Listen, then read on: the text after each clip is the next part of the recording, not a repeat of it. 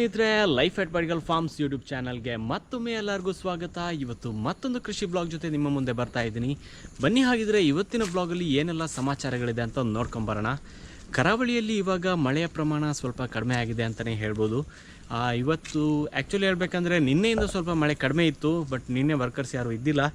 ಇವತ್ತು ವರ್ಕರ್ಸ್ ಬಂದರೆ ಒಂದು ಸ್ಪ್ರೇ ಮಾಡಬೇಕು ಅಂತ ಇದ್ವಿ. ಏನಕ್ಕೆ ಅಂತ ಹೇಳಿದ್ರೆ, ಒಂದು 2 ಮರಗಳಲ್ಲಿ ಎಲೆಚುಕ್ಕಿ ರೋಗದ ಲಕ್ಷಣಗಳು ಕಾಣಿಸ್ಕೊಳ್ತಾ ಇದೆ. ಅದಕ್ಕೋಸ್ಕರ ಸ್ಪ್ರೇಯನ್ನು ಕೊಡಲೇಬೇಕು. ಕಳೆದ ವರ್ಷ ಕೂಡ ಅಷ್ಟೇ 2ರಿಂದ 3 ಮರಗಳಲ್ಲಿ ತುಂಬ ಸಿವಿಯರ್ ಆಗಿರೋ ಲಕ್ಷಣಗಳು ಕಾಣಿಸ್ಕೊಂಡಿತ್ತು. ಸೊ ಅದಕ್ಕೆ ಸ್ಪ್ರೇಯನ್ನು ಕೊಟ್ಟಿದ್ವಿ ಒಂದು ಬಾರಿ, ಅದು ಕಂಟ್ರೋಲ್ಗೆ ಬಂದಿತ್ತು. ಅದಕ್ಕೋಸ್ಕರ ಈ ಬಾರಿ ಕೂಡ ಒಂದು ಸ್ಪ್ರೇಯನ್ನು ಕೊಡೋಣ ಅಂತ ಅಂದ್ಕೊತಾ ಇದ್ದೀವಿ. ಏನಕ್ಕೆ ಅಂದರೆ ಚಾನ್ಸ್ ತಗೊಳ್ಳೋದು ಬೇಡ, ಅದು ತುಂಬಾ ಸಿವಿಯರ್ ಆಗಿ ಬಂದರೆ ಆಮೇಲೆ ಪ್ರಾಬ್ಲಮ್ ಆಗುತ್ತೆ.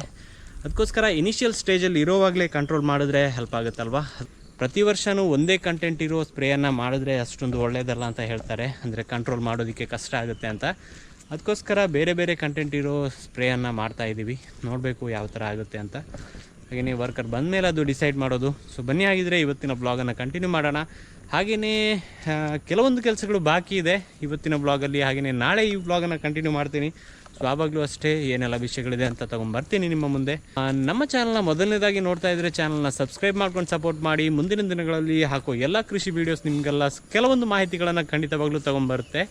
ಸೊ ಬನ್ನಿ, ಆಗಿದ್ರೆ ಬ್ಲಾಗನ್ನು ಕಂಟಿನ್ಯೂ ಮಾಡೋಣ. ಇವಾಗ ಗಂಟೆ 11 ಆಗ್ತಾ ಬಂತು. 11 ಗಂಟೆಗೆ ತುಂಬ ಚೆನ್ನಾಗಿ ಬಿಸಿಲಿದೆ ಇವಾಗ. ಹಾಗೆ ಸ್ವಲ್ಪ ನರ್ಸರಿ ಕೆಲಸಗಳಿತ್ತು, ಬೆಳಗಿಂದ ಅದೇ ಕೆಲಸದಲ್ಲಿ ಕಂಟಿನ್ಯೂ ಆಗಿದೆ. ಆವಾಗಲೇ ಹೇಳಿದ್ದೆ ಸ್ಪ್ರೇಕ್ ಮಾಡೋ ಕೆಲಸ ಇದೆ ಅದು ಇದು ಅಂತ, ಬಟ್ ಅದು ಯಾವುದೂ ಆಗ್ತಾಯಿಲ್ಲ. ಇವತ್ತು ಸಂಡೇ ಬೇರೆ, ವರ್ಕರ್ಸ್ ಯಾರೂ ಬಂದಿಲ್ಲ. ಅದಕ್ಕೋಸ್ಕರ ಯಾವ ಕೆಲಸನೂ ಸ್ಪ್ರೇಯಿಂಗ್ ಕೆಲಸಗಳು ಯಾವುದೂ ಆಗ್ತಾಯಿಲ್ಲ. ಸೊ ಹಂಗೇ ನಾಳೆ ಸ್ವಲ್ಪ ಸಿಟಿ ಕಡೆ ಹೋಗೋದಿದೆ.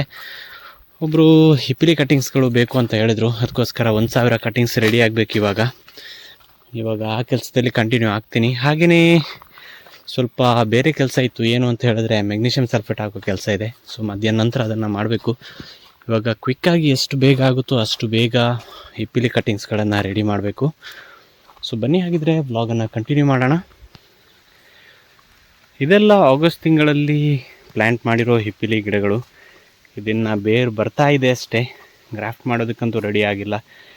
ಇನ್ನೊಂದು 1 ತಿಂಗಳಾದರೂ ಕಳಿಬೇಕು. ಹಾಗೆಯೇ ಸ್ನೇಹಿತರೆ, ಹಿಪ್ಪಿಲಿ ಬಗ್ಗೆ ಚಿಕ್ಕದಾಗಿರೋ ಒಂದು ಮಾಹಿತಿಯನ್ನು ಶೇರ್ ಮಾಡ್ತಾ ಇದ್ದೀನಿ. ನೀವು ಹಿಪ್ಪಿಲಿ ಗಿಡಗಳನ್ನು ರೆಡಿ ಮಾಡಿ ಗ್ರಾಫ್ಟಿಂಗ್ ಮಾಡ್ತೀರಾ ಅಂತಾದರೆ 2 ವೆರೈಟಿಯಲ್ಲಿ ನೀವು ಪ್ಲ್ಯಾಂಟ್ಗಳನ್ನು ರೆಡಿ ಮಾಡ್ಬೋದು. ಇವಾಗ ನೀವು ನೋಡ್ತಾ ಇದ್ದೀರಲ್ವ, ಇದು ಸ್ವಲ್ಪ ಬಲ್ತಿರೋ ಕಡ್ಡಿಗಳು. ಇದನ್ನು ನೀವು ಪ್ಲಾಸ್ಟಿಕ್ ಕವರಲ್ಲಿ ಅಥವಾ ಡೈರೆಕ್ಟಾಗಿ ಅಡಿಕೆ ಮರದ ಬುಡದಲ್ಲೇ ನಾಟಿ ಮಾಡಿ ಗ್ರಾಫ್ಟ್ ಮಾಡ್ಬೋದು. ಹಾಗೆಯೇ ಇನ್ನೊಂದು ತೋರಿಸ್ತಾ ಇದ್ದೀನಿ, ಇದು ಸ್ವಲ್ಪ ಚಿಗುರಾಗಿರುತ್ತೆ. ಈ ಚಿಗುರು ಕಡ್ಡಿಗಳನ್ನು ನಾಟಿ ಮಾಡೋದಾದರೆ ಡೈರೆಕ್ಟಾಗಿ ಅಡಿಕೆ ಮರದ ಬುಡಕ್ಕೆ ನಾಟಿ ಮಾಡೋದಕ್ಕೆ ರೆಕಮೆಂಡ್ ಮಾಡಲ್ಲ. ಬಟ್ ಪ್ಲಾಸ್ಟಿಕ್ ಕವರ್ಗಳಲ್ಲಿ ಮಣ್ಣು ತುಂಬಿ ನಾಟಿ ಮಾಡೋದಾದರೆ ಚಿಗುರು ಕಡ್ಡಿಗಳನ್ನು ನಾಟಿ ಮಾಡ್ಬೋದು. ಬಟ್ ಡೈರೆಕ್ಟಾಗಿ ಮಳೆನೂ ಸಿಗಬಾರ್ದು, ಡೈರೆಕ್ಟಾಗಿರೋ ಬಿಸಿಲು ಕೂಡ ಸಿಗಬಾರ್ದು. ಅಂಥ ಸಿಚುವೇಷನ್ನ ಅಥವಾ ಅಂಥ ಅಟ್ಮಾಸ್ಫಿಯರನ್ನು ನೀವು ಕ್ರಿಯೇಟ್ ಮಾಡಿದ್ರೆ ಇದು ಚೆನ್ನಾಗಿ ಬೇರು ಕೊಡುತ್ತೆ. ಹಾಗೆಯೇ ಬೇಗನೆ ಗ್ರಾಫ್ಟ್ ಕೂಡ ಮಾಡ್ಬೋದು ಇದಕ್ಕೆ. ಹಾಗೆಯೇ ಕೆಲವು ವಾರಗಳ ಹಿಂದೆ ಸಪೋಟದ ರೆಂಬೆಗೆ ಒಂದು ಏರ್ ಲೇಯರಿಂಗ್ ಮಾಡೋದನ್ನು ನಾನು ಒಂದು ವಿಡಿಯೋದಲ್ಲಿ ಆಲ್ರೆಡಿ ತೋರಿಸಿದ್ದೆ. ಇವಾಗ ಮಳೆ ಸ್ವಲ್ಪ ಕಡಿಮೆ ಆಗಿದೆ ಅಲ್ವಾ, ಅದಕ್ಕೋಸ್ಕರ ಕಂಟಿನ್ಯೂಸ್ ಆಗಿ ಮಳೆ ಬರ್ತಾ ಇಲ್ಲ. ಅಂಥ ಟೈಮಲ್ಲಿ ನಾವು ನೀರು ಹಾಕೋದನ್ನು ಮಾತ್ರ ಮರಿಬಾರ್ದು. ಇಲ್ಲಿ ಮಣ್ಣು ಕಟ್ಟಿರೋ ಜಾಗ ಯಾವಾಗಲೂ ತೇವದಿಂದ ಕೂಡಿರಬೇಕು, ಇಲ್ಲಾಂದರೆ ಬೇರು ಬರೋದಿಲ್ಲ. ಸಪೋಟ ಗಿಡಕ್ಕೆ ಏರ್ ಲೇಯರಿಂಗ್ ಮಾಡಿರೋದು ಇದೇ ಮೊದಲನೇ ಬಾರಿ. ಯಾವ ಥರ ಬರುತ್ತೆ ಅಂತ ನನಗೂ ಗೊತ್ತಿಲ್ಲ. ಅರೌಂಡ್ ಒಂದು 2 ಮಂತ್ಸ್ ಆದರೂ ಬೇಕಾಗ್ಬೋದು ಅಂತ ಅಂದ್ಕೊತೀನಿ ಕರೆಕ್ಟಾಗಿ ಬೇರು ಬಂದು ಅದನ್ನು ನಾಟಿ ಮಾಡೋದಕ್ಕೆ. ತೋಟದಲ್ಲಿ ರೌಂಡ್ ಆಗ್ತಿರ್ಬೇಕಾದ್ರೆ ಕದಳಿ ಜಾತಿಯ ಬಾಳೆಗೊನೆ ಒಂದು ಬೆಳೆದಿದೆ ಅಂತ ಗೊತ್ತಾಯಿತು. ಅಂದರೆ ಕೆಲವೊಂದು ಕಾಯಿಗಳು ಆಲ್ರೆಡಿ ಒಡೆದೋಗಿತ್ತು.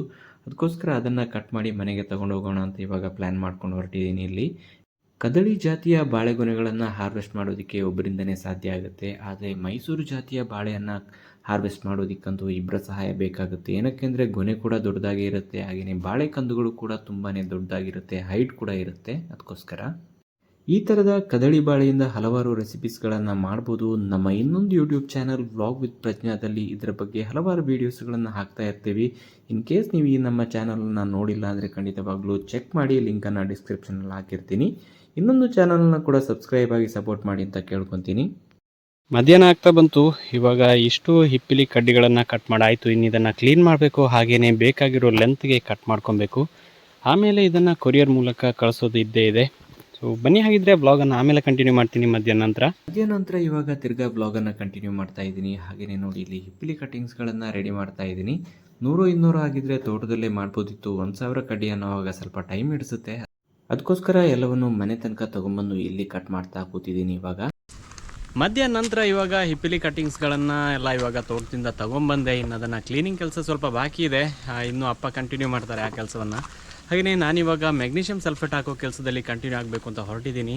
ಮೊನ್ನೆ ಶುರು ಮಾಡಿರೋ ಕೆಲಸ ಇದು, ಇನ್ನೂ ಕಂಪ್ಲೀಟ್ ಆಗಿಲ್ಲ.